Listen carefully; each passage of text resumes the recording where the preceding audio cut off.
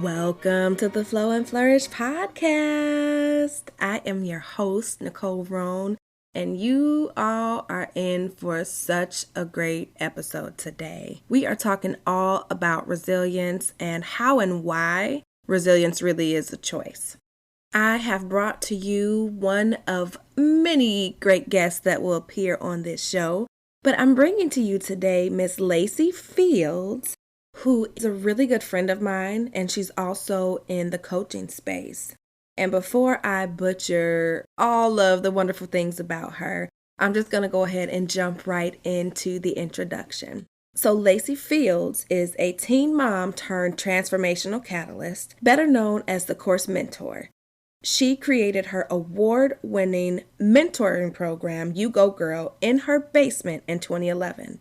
Lacey has years of experience not only talking the talk, but walking the walk in theory and application. This includes years of mentoring teen girls, designing youth curriculum, and helping women design their own curricula. Lacey is now using her curriculum design skills to help purpose-driven women create transformational courses using their unique stories. Equipped with her own story of triumph over trauma, Lacey has not let her past stand in her way, but instead used it as a stepping stone. She's earned degrees and certificates in the fields of marketing, human services, coaching, holistic therapies, and is currently completing courses in clinical mental health, covering the gamut from experience to education, all the way to inspired, faith-backed action. Lacey is more than prepared to complete her mission of helping women use their stories to transform lives. Without any further ado, please welcome my girl, Lacey Fields, to the Flow and Flourish Podcast. Ma'am, welcome to the Flow and Flourish Podcast. I'm so happy to have you. I am more than happy to be here. I'm super excited about this. I wanted to just have you talk a little bit about your story, kind of where you are, how you've ended up in the space that you are, being the course mentor. And I want to also share that although we only met 5-6 few months ago, I realized in a couple of our conversations that we've kind of been in the same circle for a while and following Miss Patrice Washington.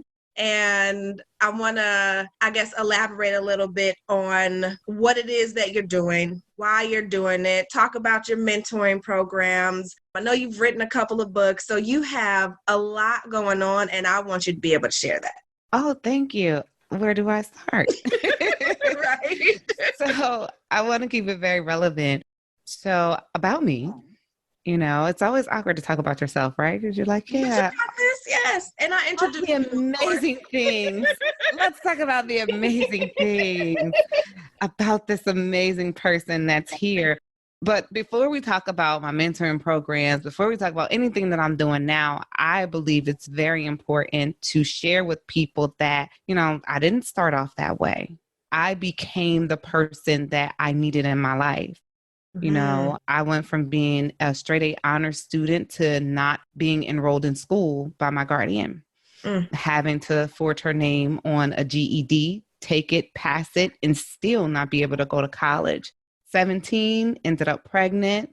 19, ended up incarcerated. 22, had my daughter, ended up pregnant again. And then 24, I literally was like, God, this has been a rough few years here, even the trauma that I experienced as a child. I was like, okay, I needed to stop. Why are these things happening?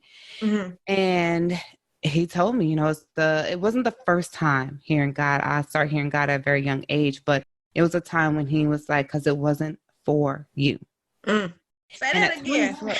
Yeah. So God told me, I said, why God? Why all of this? And he said, it wasn't for you. And literally the next day I went in my basement and wrote the program that is now known as You Go Girl. Okay. And it was everything that I needed, the type of information I needed, right? About goals and goal setting and life skills and understanding how to put plans in play and execute. I know we were talking just a minute ago and you said that you had some sort of a download. So let's talk about that and then we can jump into everything else. So tell me about that.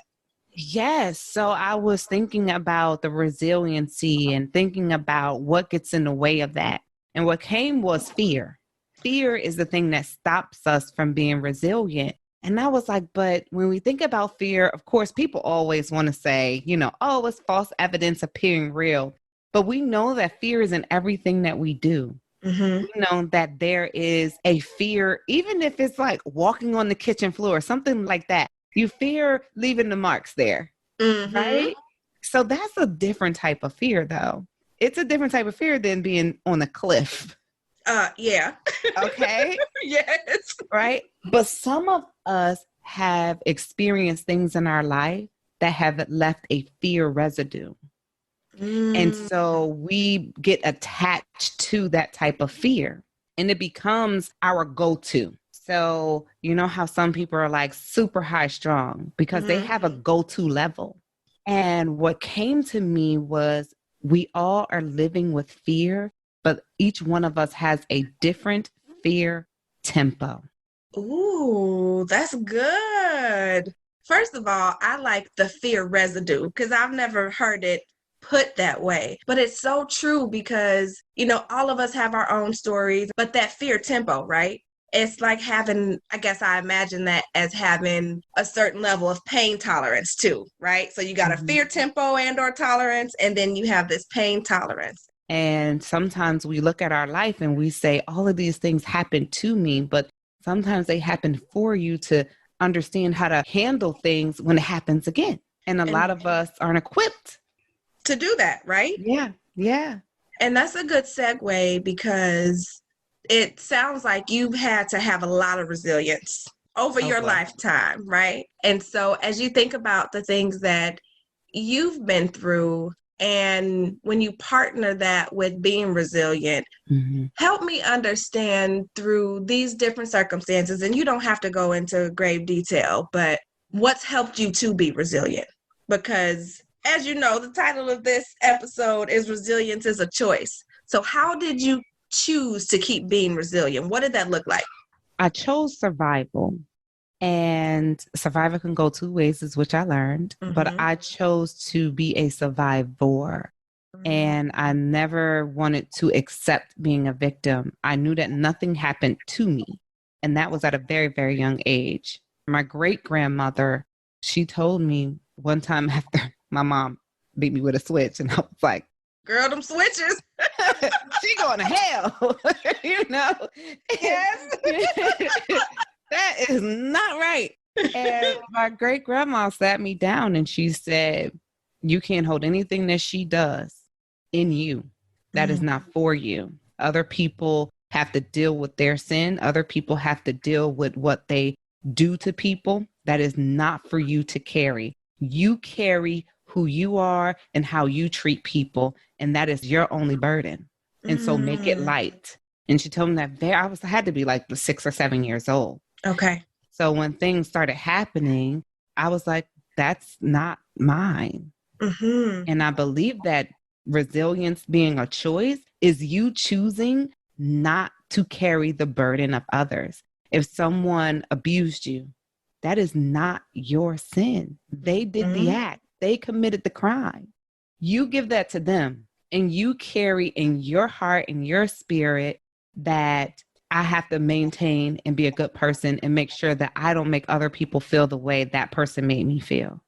Wow. That is so, so, so true. When you think about not carrying somebody else's, whether it's their pain, their mistakes, and not embedding that into your spirit, I know personally, I've been in situations where I have carried that. And it has impacted my ability to be resilient. And so, whether it's your parents or your husband, your boyfriend, a friend, and really carrying what they did to you can absolutely block your ability to stand up and get back in the ring, right?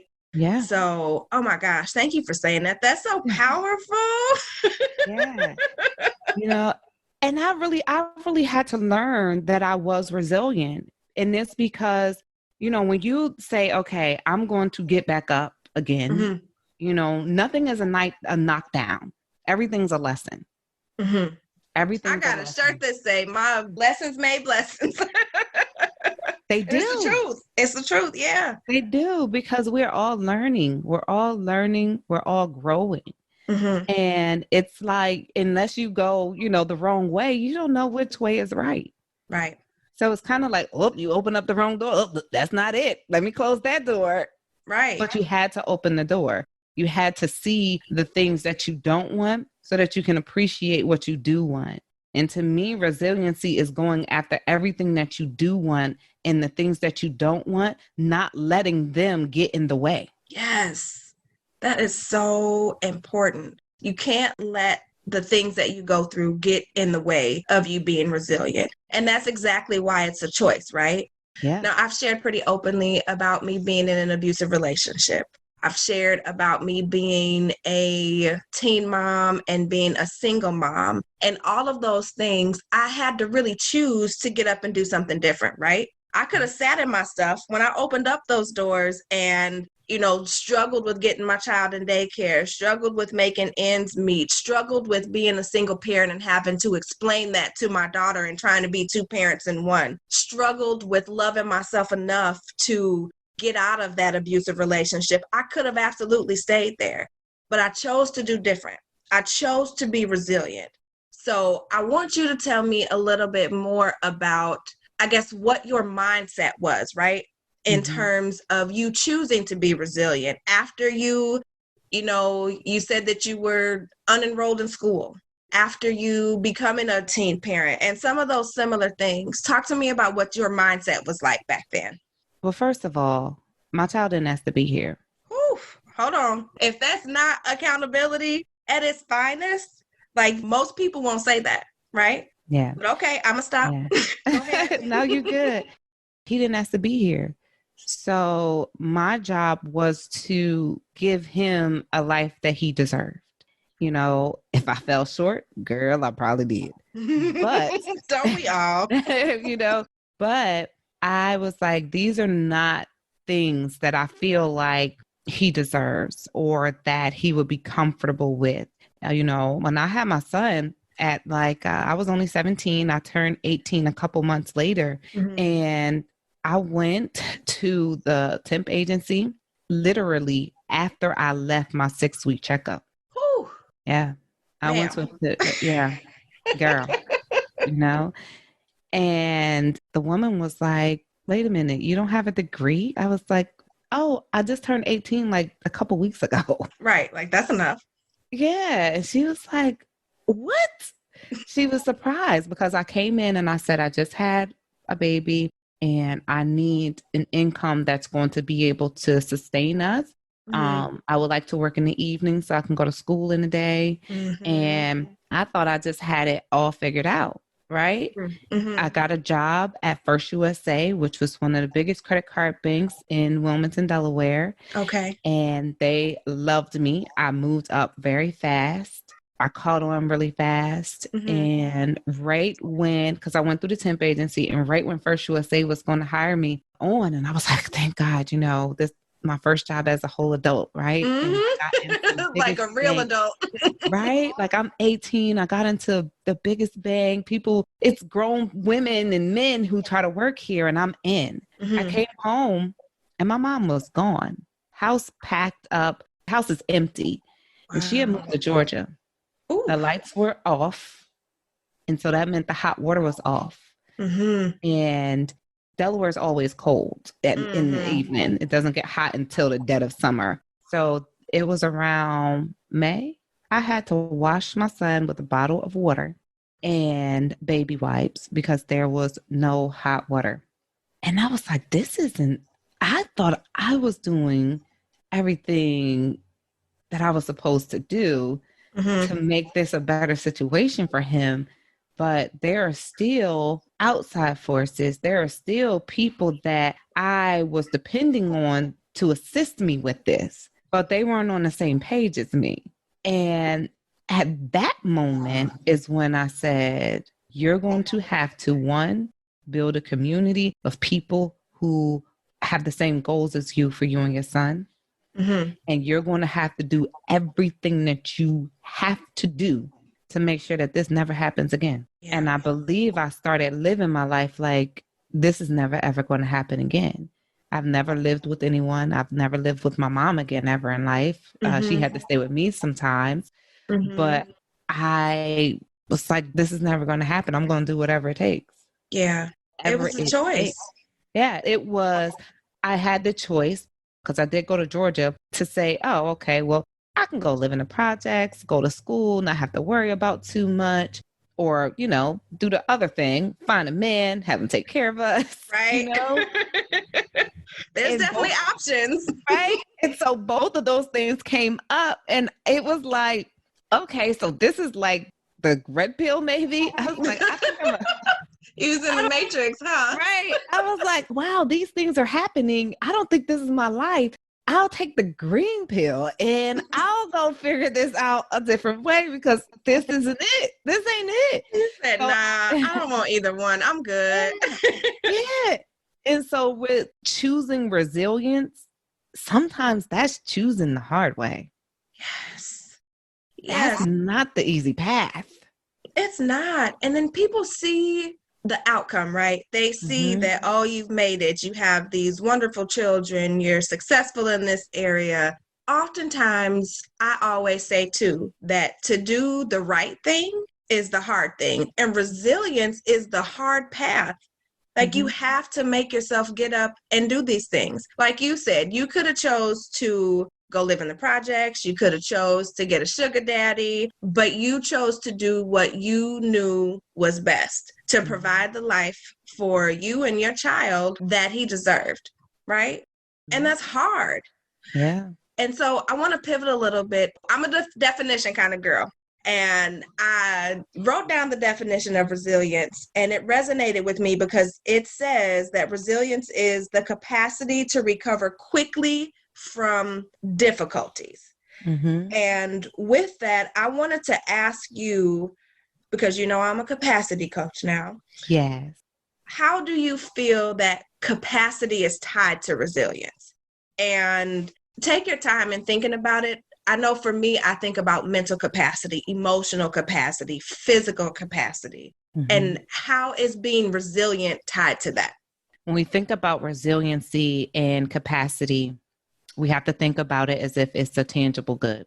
And so good. my definition of resilience is when you accept what is and understand that your next best step is grace. So if you think about resiliency being in a bucket, you accept that this is how much resiliency you have and you carry that. And you have to sprinkle it when necessary. Right? Yes, so you can't just be out here just being like, oh, I'm going to be resilient at work, girl. I'm quitting my job. I'm going to do this and do that. Nah, boo. Have a seat. Yeah. Let's talk about how you got this one cup of resilience in this bucket. You ain't got all that. You got to spread it out. Right? Because all of us do have different levels. And that's why I love that you're a capacity coach. Because if you think about different things that we carry as actual tangible goods, all of us don't have the same amount. You may not have, a gallon of resiliency. You may only have a cup. So you have to be very careful about the areas that you put yourself in a position to be resilient in. And that also means that you have to not put yourself in positions that you don't have the capacity to handle. Woo!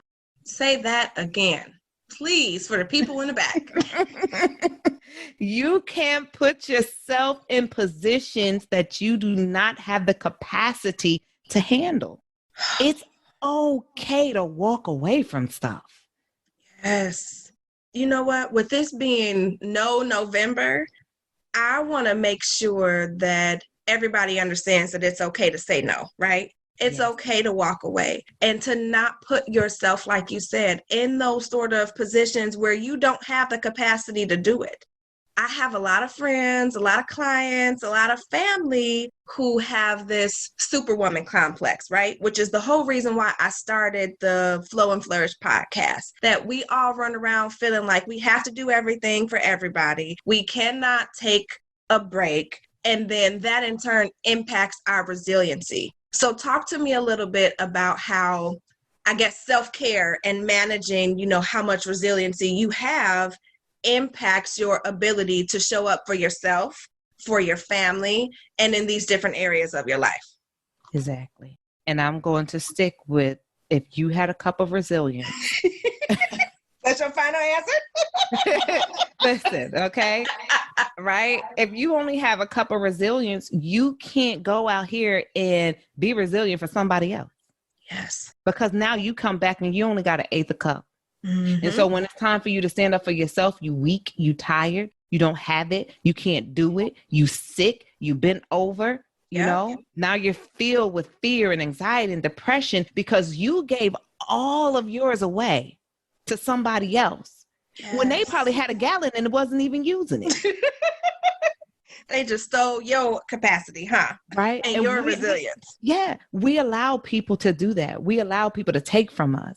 Mm-hmm. And we don't look at it that way. But if we really sat down and measured each area of our lives where we feel like, you know what, I can go so far with this. Maybe I shouldn't put myself in that situation because I don't really have the capacity to do that. I only have this much and I need to reserve it for this time. And even, you know, we are going through all these different pillars of life, right? Mm-hmm. So each pillar, you may not be able to show up at 100% there. Right. You don't have it. And if you don't have it, that's okay. Mm-hmm. You know, but say that to yourself, because the most important thing is that you keep everything on reserve and that you learn how to fill it up when you have to use it. Mm-hmm. And to me, that's what self-care is. It's saying, you know what? I know that this is not my strong suit. I have to delegate that. Okay. Yes. I have to delegate that, or it's going to burn me out and I'm going to end up running on fumes. And when I do need it, right? So I can't go over here to my friend and go to her school, go to the children's school with her because her kid's bad. Right. But now I don't even have the capacity to show up for my own children, and they not. I can't even go to the award ceremony because I'm tired of going to the school. I've been there 3 times, wasting it on somebody else. Yes. And it's not out of lack of love, right? No. And what I'm hearing you say a lot of is being aware, right? Yep. Being aware, being mindful of where you are capacity-wise, because that does impact your ability to be resilient in the long run. And you don't know when you're going to need a little bit of extra resilience, right? Exactly. And then when you have not only just friends, but you have family, right? And in my circumstance, I talk about my father being in chronic heart failure and really wanting to step in and help. And I have been, but also I have to be mindful of how much capacity I have for my own family. Because I got this 17-year-old, I have this 5-year-old, there's this podcast, there's the work, there's all of these different things. So you can love somebody till the world blow up, but you can't keep putting your capacity on thin ice, which impacts your ability to show up for yourself and your family. So thank you for sharing that. Man. Yeah, we have to measure it. We have to measure everything that we're holding. We have to understand how much faith we have. You know, I don't believe that the Bible says that you only need a mustard seed of faith and that everybody has a mustard seed. There's some people who got grapefruit full of faith. People got watermelon full of faith. But you need to examine how much faith you have. How much grace do you really have? You know, I have a temper. Right? Yes. So I have to understand it's only so much BS I can take off of other people. Yes. So I can't put myself in those situations because, first of all, okay, by the time you get, you know, if my temper starts at 7. I know where you're going. That's why I'm laughing. Okay. Everybody that's around me, y'all need to stay below 5. So you don't put yourself in them situations, I don't put myself in that situation. And that's the same thing. Like if you like, hey, listen, I got about a quarter of faith. I ain't got a mustard seed. I got a mind that's shaped like a quarter. I'm going to put myself in situations where I use that amount of faith.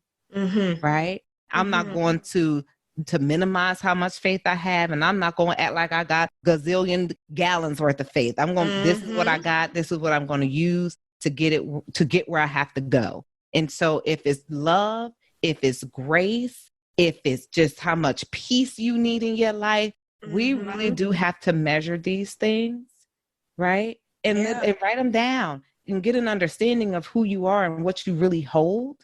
And that is how you can say, I could be resilient because I know everything else about me. And to add to that, being aware of what you need, right? And you said a little bit earlier that when you realized you had to come home from work and your mom was gone and the lights were off and all of that, that you needed to really build a community. And so one of the things that I pride myself on is being able to build this sister friend community of like-minded women where we can talk about these things openly. But sometimes as the go-to person and as the only person and being the only one that you can count on is the Beyonce, the me, myself, and I, right? How do you go about building that when it is just you? And you need that and you want that. So I guess it's a two-part, right? Thinking about how have you been able to identify what you need and how have you gone about building out that supportive community that you've needed to get you where you are? Yeah. I think the easiest way to know what you need is when you don't have it. The proof is in the pudding. Right? When you're like, I don't have nobody to watch these kids. I need to get somebody. I don't have anybody that just wants to like go have wine and talk. I need to get somebody there. I'm telling you, it's about an inventory. It's about inventory. I literally had a friend and I said, I don't think she appreciated what I just did. So now it's almost like, you know how people say you need to have a checklist if you're looking for a husband or whatever. I have checklists for friends. Me too. You have to have a checklist for your friends, you know? And it's so, I meet people and I'm super cool with their mom. And I'm like, I'm just going to be your mom's friend. No, you don't. Why? Because she may be the person that I need and you were just a segue, you know? And that's okay. And that's how. I'm dumping you for your mom, boo. I'm sorry. We can't be cool friends, but me and your mama, though, that's the best here. And it's cool because it's, again, you are seeing what you need and you're allowing yourself to feel for what you need and getting that. And most people deny those needs, especially women, right? I don't need nobody. I can do this. I can do that. And it's hard to continue to thrive and to increase any kind of capacity if you're doing stuff in a vacuum. So thank you for sharing that too. Yeah. And definitely investing in yourself too. If other people are investing in themselves, I go to places where people have to pay a lot and I want to be your friend. I've learned, and I think I just did like a crazy post about that, because when you deal with people who haven't invested in themselves, all they want to do is take from you because you built up everything and they look at you like, oh, she, you know, people look at you as being wealthy in community, wealthy in knowledge. People don't always just want your money. They may want your connections and things that you know. Your energy, your time. Yeah. And so putting yourself in a community of other people, like I love meeting friends from school, from, you know, or if I'm at an event, it is the best place to meet people because they're investing in the same thing that you're investing in. Yes. And it's hard to, when you have, sometimes whether it's friends or family, and I've talked about this as well, that they're just not on the same page as you, right? And that whole post that you made got my whole life. I want you to know that. Have me looking in the mirror, really thinking through, because there are some friendships and relationships that I have right now that, you know, I'm deciding, do I go back and keep going with this sort of friendship, or do I keep going on where I know I need to go? And oftentimes you hit it on the head. When you are around people who have not invested in themselves, they're going to take from you. They don't understand the amount of time, energy, money, all of that, the mental capacity that it takes to even put yourself in a position to invest in yourself. Especially when you got kids and family and all of that, because I know for me, before I've invested in things, I've been like, well, you know what? I could or should be spending this on the kids, or I could and should pay another month of a mortgage, or whatever it is that it may be. But you have to surround yourself with like-minded people and people that invest in themselves. Absolutely. You know, even if it's, you know what, I'm working out because I want to get my health right. If you're trying to do that, but you're constantly around people that are eating fast food or people that are like, girl, you thick. I like how you look. I wish I was you. Like getting to that space. So I'm so glad that you said that. That's a really important piece, especially as you build community. Yeah. Thinking about motherhood, right? I know a lot of the women that I work with tend to have children. And I want to know from you, what's been your biggest hurdle as a mom and battling resilience? Oh, girl. I know that's a tough one. Because I believe every day, especially as a single mom, and I made the choice to stay single. Now, looking back, I probably shouldn't have made that choice, but I did. It's done now. They're too old. It's no turning back. I made it this far. But every day was like, people say they wake up with the S on their chest. I was waking up and like slapping my R badge, like right on my chest. Like, I got to get up here. Because, being resilient was doing the things that were best for them. Or that we think is best for them, because we never really know. We, as moms, and I say this all the time. Listen, you're gonna mess one of them up, but just do the best that you can. Right? They're not going to appreciate anything that you did or done for them until they are adults and probably have their own children. So as long as you do it out of their best interest, you're fine. But every single day is being resilient. Every day that you go to work, because the outcome is you have to pay your bills and you have to put food on the table. Every day that you are feeling not your best, but you smile, hug, and love on them, that is your form of resilience as a parent, because it's you pushing through. It's you pushing through everything that may look one way, may be bad. You may feel sad or anything, but you saying to yourself every single day, I'm going to get up. I'm going to do this again, because there's a lot of people who do give up. There's a lot of people who give up, and I think that was my thing. I wasn't going to let anybody else raise them. Yep. They mine, I'm going to mess them up. You sound like me. Everybody else going to mess them up. Anything get messed up, I did it. I'll take the blame for that. I'm going to take accountability for it. Yeah. And I think that's the resilience, saying, I got this. I'm going to protect my children. I'm going to be there for them. It's not anybody else's responsibility to do these things. Now, do you need to build a team for your children? Yes. Yes, you do, because they're going to need their own support system. And it's very important to show kids how to do that, and that it's okay to do that. Yeah. Because everybody's not going to always be a child. Right. And my son loves to say, I used to tell them when they were little, I was like, I'm not raising children. I'm raising adults.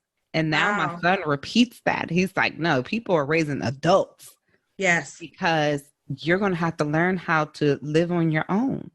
My daughter, me and her second grade teacher became friends, and she would go with her all the time. She's there, like our families are like, she's like my sister. Yeah. Isn't it nice when you get that though? Like in these unexpected places? Yeah. That's good. Yeah. Jumping back into resilience, I think what I'm really hearing you say is that resilience, especially as a parent, is a lifestyle, right? It's making a conscious choice each and every day to get up and to do better, to be better, to push yourself, but that you also have to give yourself some grace. Because I want to touch on what you said a little earlier, is that you're doing the best that you can. And as parents, sometimes we get caught in comparing ourselves to our other friends or to some of the kids' friends and all of those things, but choosing to get up and do your best. Each and every day, you're choosing to get up and do what you can and do the best that you can. And that has to be enough. You can't do more than you can do. That's right. Period. Right? That's right. That's right. And then you never stop. No, it never ends. I remember when I was pregnant with my daughter, who's 17, I was thinking like, even when she turns 18, this doesn't end. This is a lifetime commitment. Right. And it scared the hell out of me. But it also pushed me and helped me to continue to be resilient and thinking about, just like you said earlier, what kind of life do I want her to have? Mm-hmm. So I got a couple questions for you. Let's see if I got a couple answers. I think you do. You might. Okay. So these are going to be questions that I ask each and every person on the podcast. And so it'll help me to kind of build that rapport. So I want to know, first and foremost, if you could go back in time and give 17-year-old you one piece of advice, what would it be? Girl, run. I'm going to need you to expand on that. Not girl, run. Girl, run. Let me tell you why. Because 17-year-old me, I wanted to hold on to the things that I knew and that I was familiar with. And at 17, it would have been very scary to walk away from everything that you knew. And I think about that a lot because I'm like, that would have been so scary. But what would have happened? Because I had an opportunity to move to like a whole different place. I don't know if it was like a cult or whatever, but girl, it's like, I was like, maybe that would have been better.